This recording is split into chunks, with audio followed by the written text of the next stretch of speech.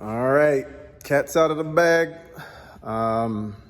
Pac-12 and the Big Ten have announced that they postpone and cancel the seasons. And I think they did the right thing, to be honest, because we don't know what the long-term health effects are of COVID.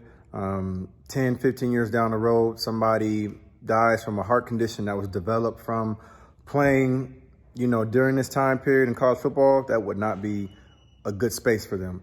So I think they did the right thing. And I think the other conferences are going to have to follow suit as well. I don't think that, the SEC is going to be able to just flex their muscles and just say, we're going to do whatever we want, because you're still putting kids at risk. And so a lot of the coaches that are coming out talking about going to other conferences, and, I think that's poor leadership, honestly, because coaches are well taken care of. Coaches are well paid.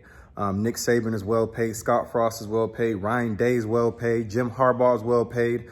The list goes on, right? And so I think it would be poor leadership for those coaches to still try to continue to play college football when you see what's going on around there, when you see what's happening.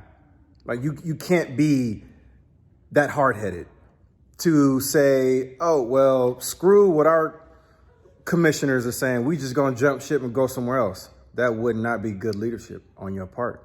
And I think that would be the beginning of the end for some of those coaches if they still try to do that. So it's going to be real interesting, though, to see how these conferences, how these coaches, how the NCAA, how they handle this time off. Because to me, there's so many underlying issues in college football that they got a lot of work to do, right? COVID is just one of the issues, right?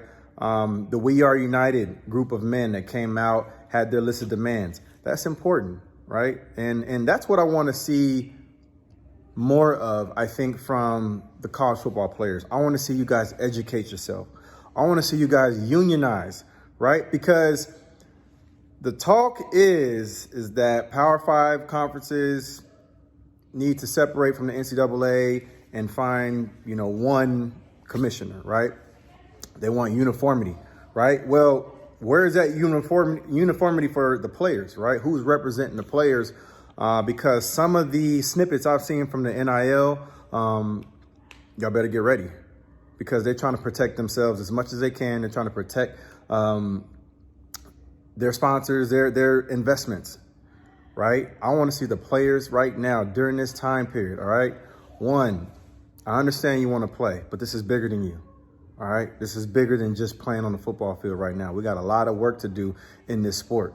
Or if we don't, it may not be college football anymore. So I want to see players during this time period, during this downtime, educate yourself, right? As much as you can about this sport, as much as you can about the NIL. Don't wait for somebody to tell you. Educate yourself. Don't wait for somebody to tell you those things. That's what I did. All right. I didn't have the knowledge and the education about the things around me that I should have. Right. And so for the college players right now, this is an important time for you guys. Right. Because there's some people who've paved the way for you guys to get here. Some people who've been through some things in order for you guys to get to this point where you are right now. So don't take it for granted. Right. Use it. Educate yourself.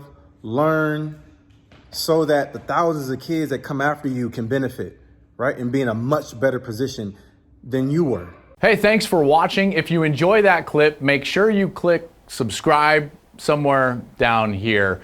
From game highlights to exclusive interviews and rankings, we've got everything you need as a college football fan right here, College Football on Fox.